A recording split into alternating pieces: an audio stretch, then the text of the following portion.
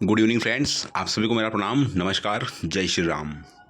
तो इस वीडियो में हम लोग बात करेंगे रीट 2022 के बारे में, लेवल 1 और लेवल 2 के बारे में कि जो संशोधित परिणाम जारी होना वो किसका होगा और संशोधित परिणाम से कट ऑफ का क्या होगा। ठीक है, इन सब चीज़ों के बारे में हम लोग बात करेंगे।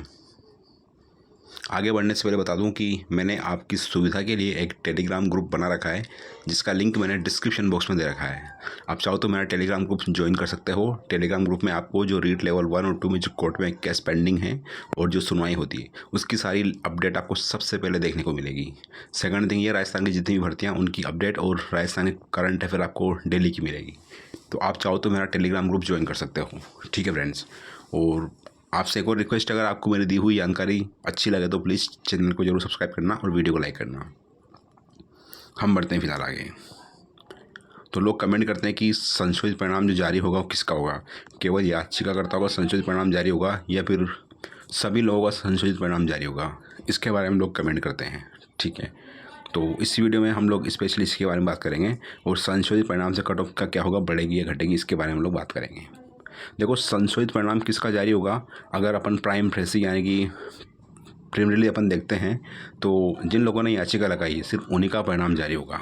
रिवाइज परिणाम मतलब संशोधित परिणाम। जिन लोगों ने याचिका नहीं लगाई है उनका संशोधित परिणाम जारी नहीं होगा।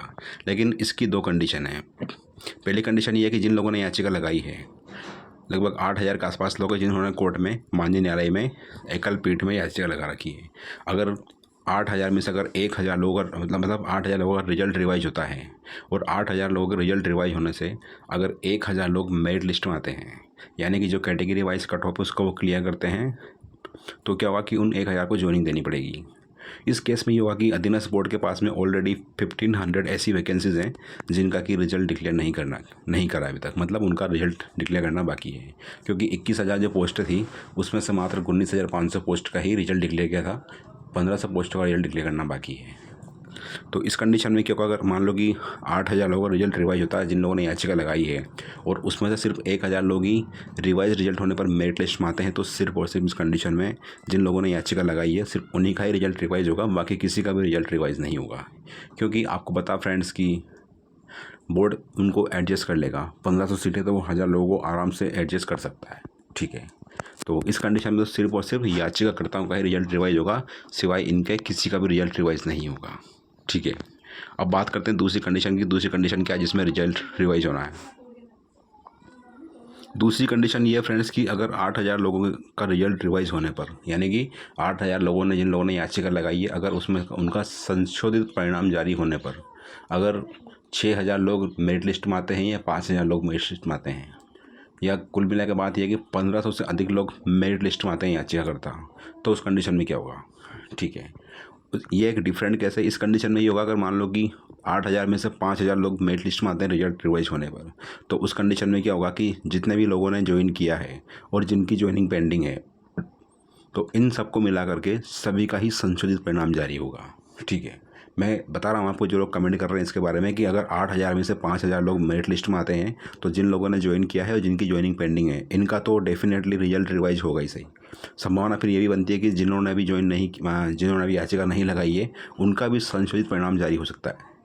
कुल मिलाकर बात यह है कि जितना भी रिजल्ट अभी बोर्ड ने डिक्लेयर करा है, मतलब 19,500 सीटों का या 21,000 का जो भी, तो सारी ही सीटों का वापस से रिजल्ट रिवाइज करना पड़ सकता है अगर ये कंडीशन बनती है तो, है ना। अगर मान लो 8,000 में से 5,000 लोग का रिजल्ट रिवाइज होने पर वो 5,000 लोग मेरिट लिस्ट में आते हैं, यानी 8,000 का रिजल्ट रिवाइज होगा और उसमें से अगर 5,000 लोग मेरिट लिस्ट में आ गए तो उस कंडीशन में क्या होगा कि सभी लोगों का रिजल्ट रिवाइज होगा। फिर आपने कितने क्वेश्चंस पर याचिका लगाई, क्या करिए, मतलब एक सेपरेट आंसर की बनेगी फिर, और उसी आंसर की से सभी का रिजल्ट रिवाइज होगा, उसके बाद में चीज़ें फाइनल होगी। तो ये आपके क्वेश्चन का जवाब जो लोग पूछ रहे थे कि रिजल्ट रिवाइज सभी का होगा या सिर्फ याचिकाकर्ता का होगा। ठीक है फ्रेंड्स, अब बात करते हैं कि संशोधित परिणाम से कट ऑफ का क्या होगा। देखो, किसी ने भी अगर कोर्ट में याचिका दायर करी है तो उसने सिर्फ और सिर्फ इसलिए याचिका दायर करी है ताकि उसका जो अंक बढ़े, उसका जो संशोधित परिणाम जारी हो, उससे जो उसका स्कोर कार्ड है उसमें इंक्रीमेंट हो। तो इसमें आप ये मान सकते हो कि कट ऑफ डेफिनेटली बढ़ेगी, कट ऑफ के कम होने की संभावना बहुत कम है। ठीक है, जो लोग कमेंट कर रहे हैं कि संशोधित परिणाम जारी होने से कट ऑफ घटेगी, तो नहीं घटेगी फ्रेंड्स, कट ऑफ बढ़ेगी। ठीक है। आप मान सकते हो अगर 7 क्वेश्चन में से अगर मान लो 5 क्वेश्चन भी सही होते हैं यानी कि 10 नंबर भी बढ़ते हैं, तो आप देख सकते हो कि 150 क्वेश्चन आपके पूरे हैं, उसमें से 5 क्वेश्चन आपके करेक्ट हो रहे हैं। ठीक है, तो लगभग आपकी कट ऑफ कितनी बढ़ेगी, 0.75% बढ़ जाएगी।